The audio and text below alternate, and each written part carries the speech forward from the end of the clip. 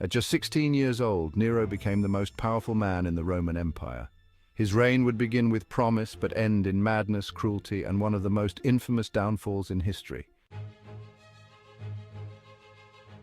Nero Claudius Caesar ascended to the Roman throne in 54 AD after the suspicious death of his adoptive father, Emperor Claudius.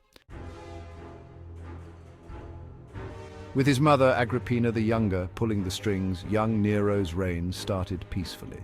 Rome experienced growth and prosperity, and Nero was hailed as a fair and cultured ruler. He sponsored the arts, loved music, and fancied himself an actor. But behind the scenes there was darkness.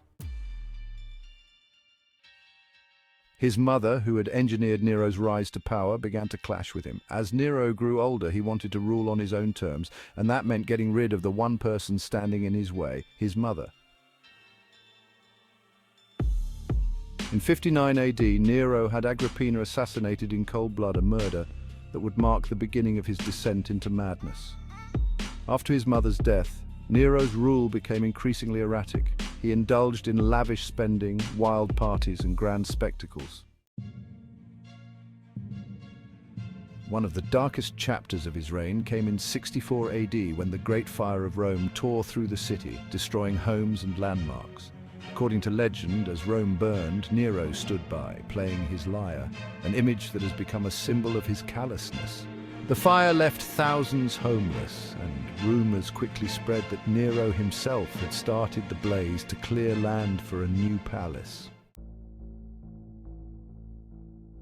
Desperate to deflect blame, Nero pointed the finger at an emerging religious group, the Christians, launching one of the first major persecutions against them in Roman history.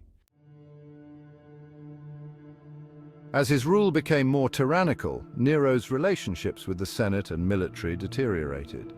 His focus on personal pleasure and extravagant building projects drained the empire's treasury, while his political decisions alienated Rome's elite. By 68 AD, rebellions had broken out and key military leaders turned against him.